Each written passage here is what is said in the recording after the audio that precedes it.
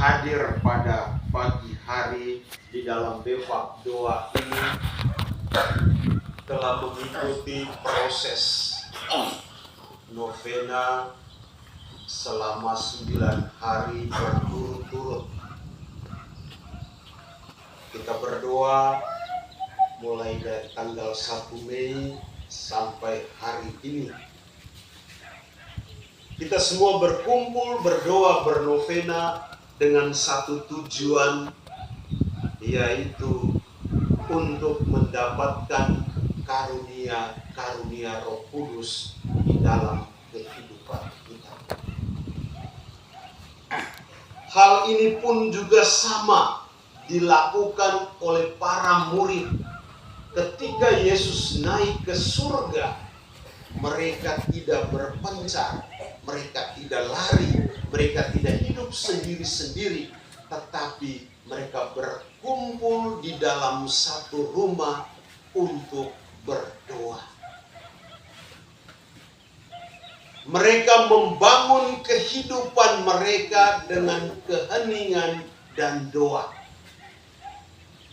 Maka dalam proses itu mereka dianugerahi oleh Allah, yaitu Roh Kudus. Roh Kudus yang para murid terima membuat mereka semakin luar biasa. Mereka semakin bersemangat. Dalam bacaan pertama tadi kita dengar, mereka tidak tahu bahasa di luar itu, tetapi mereka bisa berbahasa sesuai dengan tempat asal ketika mereka mewartakan karya-karya penyelamatan itu. Dalam bacaan Injil pun kita dengar bahwa para murid berkumpul dan berdoa. Tiba-tiba Yesus datang dan mereka dipenuhi sukacita. Sekali lagi Yesus selalu mengatakan, damai bagi kamu.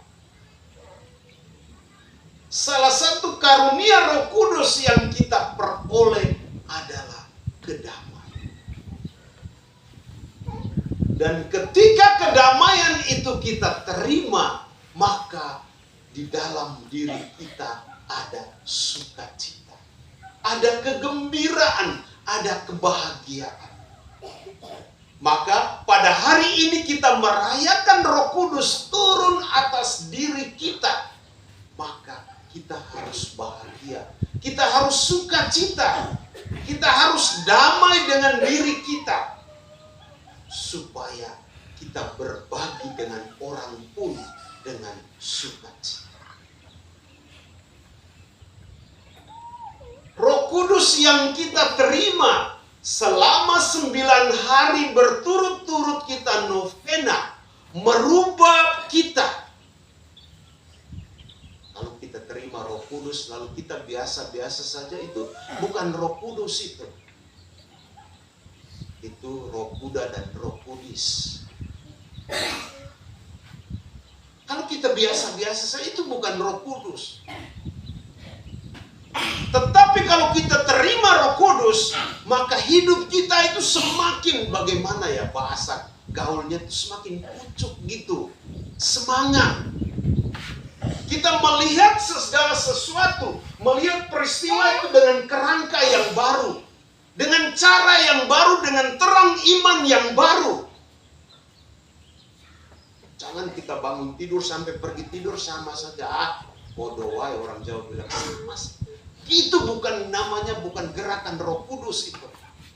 Itu gerakan Roh Kuda dan Roh Kudus. Kita kalau biar rajin berdoa, rajin novena, tetapi kita selalu melihat dengan cara yang lama, nggak ada gunanya sama sekali. Manfaat, kegunaan dari kita berdoa, kita bernovena, ketika Allah menganugerahkan Roh Kudus kepada kita, kita semakin diperbarui, kita semakin sukacita, Kita semakin gembira melihat semua itu dengan keindahan. Biar suami kita sudah umur 60, sudah seperti kayu kering, tapi kita lihat dia sebagai pucuk yang setia menemani kita. Begitupun istri kita, kita selalu lihat dia sebagai pucuk. Karena apa? Karena Roh Kudus itu melihat masuk dalam diri kita, lalu mengubah hati, pikiran kita, iman kita, untuk saya lihat sesama kita itu, oh, ada gambaran Allah di situ. Ada citra Allah di situ. Maka di dalam diri sesama ada citra Allah, ada wajah Allah, maka saya lihat itu dengan kegembiraan. Maka lagu, bila ada sukacita di hatimu, di hatimu. Sukacita itu muncul dari dalam. Karena apa? Roh Kudus. Karena Yesus tadi dengan terang-terangan mengatakan, terimalah Roh Kudus. Ketika kita sudah sukacita, kita sudah bahagia, maka ada tugas bagi kita. Bukan berhenti di situ. Kita senang-senang lalu berhenti. Tidak. Ada tugas, yaitu tugas perutusan, tugas pewarta. Maka para murid tadi Yesus katakan apa? Terimalah Roh Kudus. Maka ketika kau pergi mewartakan itu, kalau kau katakan dosamu tetap ada. Dosamu diampun.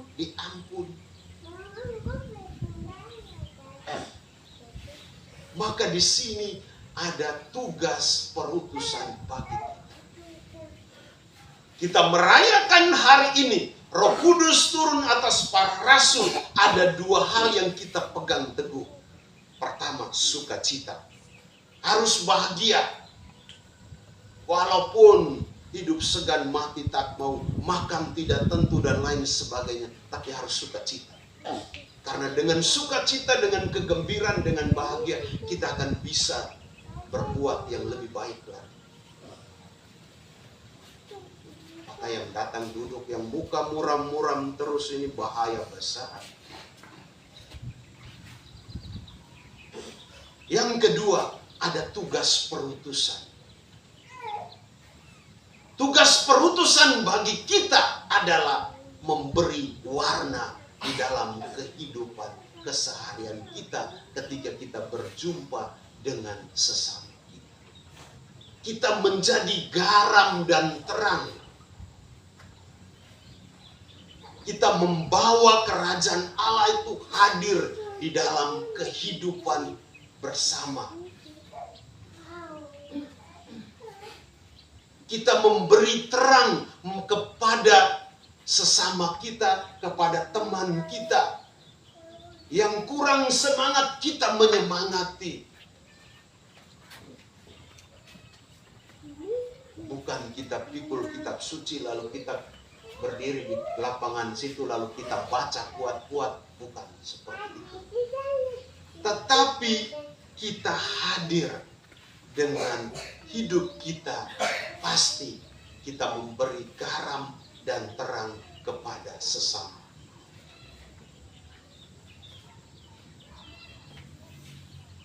Untuk itu Bapak dan Mama, memang tugas perutusan ini tidak mudah.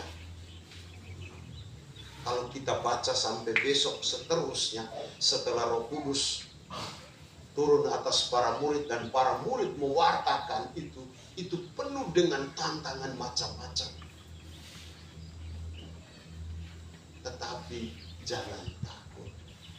Apapun tantangan, apapun rintangan, apapun kesusahan, percaya Tuhan itu selalu punya cara tersendiri untuk kita. Tuhan itu seperti berapa kemarin malam kami Zoom, itu temanya itu tentang penderitaan menuju kebahagiaan. Ada bruder dari Pontianak, dia sharing pengalaman dia. Ada suster dari Jawa, dia sharing pengalaman dia. Ada awam OMK dari Medan, sharing tentang pengalaman dia, tentang bagaimana menderita lalu bahagia. Sharing mereka itu rata-rata itu mengalami kesusahan. Bahkan ada yang kehilangan kedua orang tua mereka dengan jangka waktu yang singkat. Tapi di balik penderitaan-penderitaan itu, Allah memakai orang untuk menguatkan mereka. Mereka menjadi bahagia bahwa mereka sadar bahwa penderitaan itu bukan akhir dari segala kehidupan saya. Tetapi penderitaan itu Allah mau menguji saya untuk sejauh mana saya semakin mendekatkan diri dengan Dia, maka saya akan mendapatkan rahmat kebahagiaan itu. Maka saya mengatakan bahwa iman itu penting sekali. Beriman kepada Kristus itu harus selalu diuji. Semakin kita diuji dengan peristiwa-peristiwa yang tidak mengenakan, maka di situ semakin iman kita itu murni. Maka kita tidak mudah terombang-ambing, kita tidak mudah dibujuk rayu dengan barang remeh-temeh. Maka kalau orang yang mudah dibujuk rayu untuk keluar dari iman, karena imannya itu hanya sebatas datar saja. Maka saya iman itu jangan tunggu kita susah dulu baru kita datang kepada Tuhan, senang dulu baru kita datang kepada macam-macam. Tetapi setiap hari ketika kita bangun dari tidur selalu bersyukur. Karena apa? Itu rahmat Tuhan. Saya kalau bangun tidur masih lihat saya punya plafon kamar, saya bergembira sekali, terima kasih Tuhan. Kalau saya bangun tidur tidak bisa lagi berarti berita duka. Karena itu apa? Rahmat Tuhan yang paling luar biasa. Tuhan masih memberi kita waktu untuk apa? Kita melakukan karya-karya baik. Maka Bapak dan Mama, saudara dan saudari, hari ini kita merayakan Roh Kudus, kita menjadi sukacita, kita menjadi bahagia, lalu kita diutus untuk panggil lagi yang tidak pernah malas-malas, panggil lagi datang. Ngomong mereka, berani katakan kepada mereka, kenapa kalian malas? Datang ke gereja supaya segar. Coba perhatikan Bapak dan Mama, keluarga, tetangga kita. Coba perhatikan raut wajah mereka. Kan gak segar, karena apa?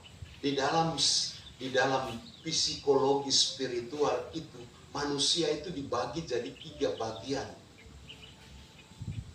Bagian pertama ini kita punya tubuh ini, lalu bagian kedua itu jiwa kita. Jiwa itu dibagi 2. Alam sadar dengan alam bawah sadar. Lalu yang bagian ketiga, inti yang terdalam itu roh. Yang menggerakkan kita ini inti terdalam itu roh. Maka Paulus mengatakan kalau kita berdoa itu bukan kita yang berdoa tapi roh yang berdoa. Maka kalau dalam keheningan, dalam doa, dalam novena, kita selalu berdoa, kita memohon, maka roh itu akan tinggal di dalam inti terdalam diri kita, maka menggerakkan kita untuk kita menjadi sukacita, kita menjadi semangat. Itu sungguh luar biasa dan itu anugerah Tuhan. Maka mari Bapak dan Mama, saudara dan saudari, ayo hari ini perubahan kita untuk kita panggil, kita diutus panggil mereka. Ayo penuhilah rumah befak doa kita ini. Ajak mereka, toh mereka tidak mau ikut, jangan marah. Tidak usah dipaksa, tapi kita sudah punya hati untuk buang suara kepada mereka. Ketika mereka tidak ikut, tidak usah dipaksa. Iman itu jangan dipaksa. Ingat, kabar sukacita itu selalu ditolak. Kabar gembira itu selalu tidak disukai. Karena saya belajar, saya baca Injil tentang kehidupan Yesus, dia lebih banyak mengalami penolakan. Maka ketika dia sudah melakukan karya baik, tetap saja orang tidak akui. Orang ditolak dia. Itu konsekuensi dari pewartaan di sini. Maka ketika kita mengajak keluarga kita, tetangga kita, sesama kita, buang bahasa, itu mereka tidak ikut, sudah tidak usah marah. Doakan mereka.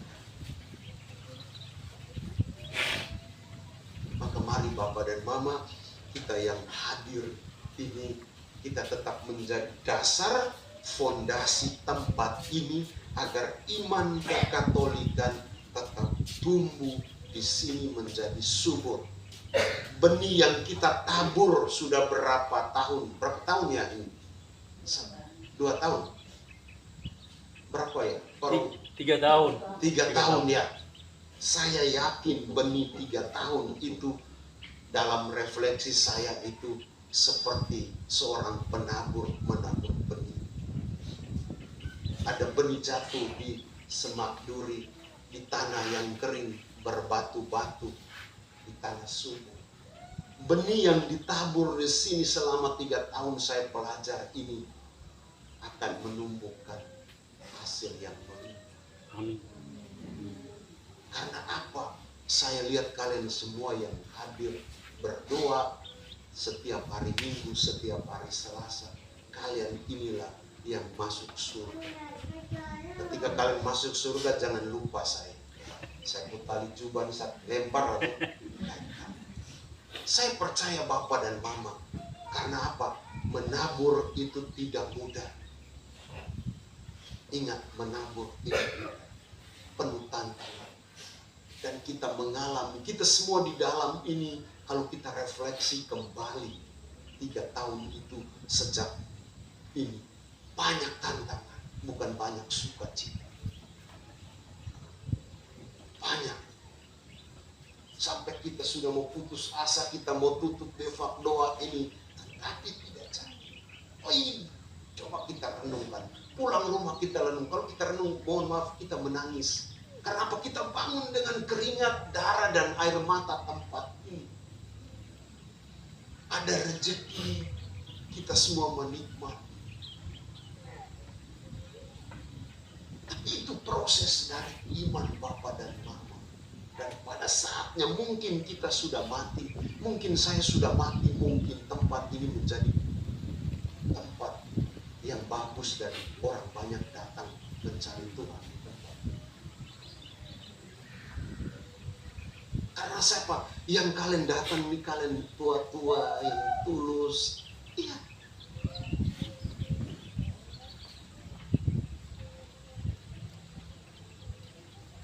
Saya tahu orang yang datang ke sini itu ada yang mohon maaf seperti kemarin itu minggu lalu. Dengan ucapan terima kasih lalu saya pikir nanti tiap minggu kalau tetangga jadi datang. Ya tahu-tahu ini saya pulang ditahan, saya bilang ngobrol-ngobrol politik. Oh, berarti saya bebak doa ini hanya datang untuk cari suara. Tidak usah yang seperti itu, nanti kita pening. Gak usah Bapak Mama. Karena nanti kita mati itu orang tidak datang layati kita. Orang tidak datang. Gak usah.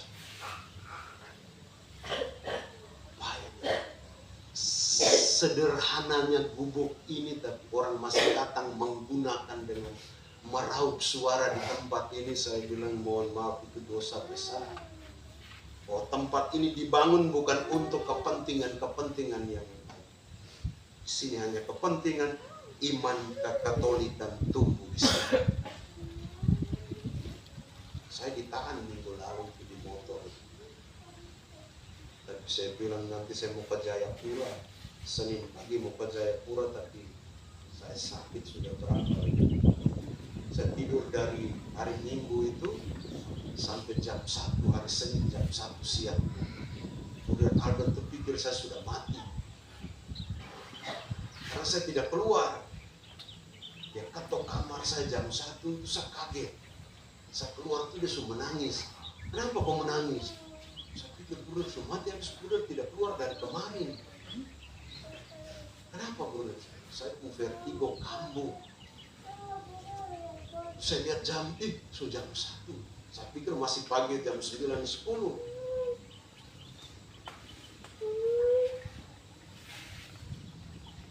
Mohon maaf Bapak Mama. Ya kita yang hadir ini saya harap kita bersama, siapapun caleg datang jangan menggunakan tempat, jangan nodai tempat ini dengan kepentingan sesaat. Saya minta tolonglah kalau mau dengan politik di lapangan voli sana, di situ supaya jangan, Tuhan itu tidak suka. Jangan membawa nama Tuhan dalam kepentingan itu tidak suka. Karena tempat ini, mohon maaf, mereka tidak pernah datang untuk melihat dari proses dari awal, lalu sudah berjalan dengan baik, lalu mereka datang numpang hanya sekadar ikut ibadat sebentar, lalu ujung-ujungnya begitu, itu niat tidak murni. Maka mari Bapak Mama, kita berdoa bersama, kita mohon Roh Kudus agar kita semua ini tetap setia, tetap semangat, terus melakukan karya-karya baik dalam hidup kita. Amin. Kemuliaan kepada Bapa dan Putra dan Roh Kudus, seperti pada permulaan, sekarang, selalu, dan sepanjang segala abad.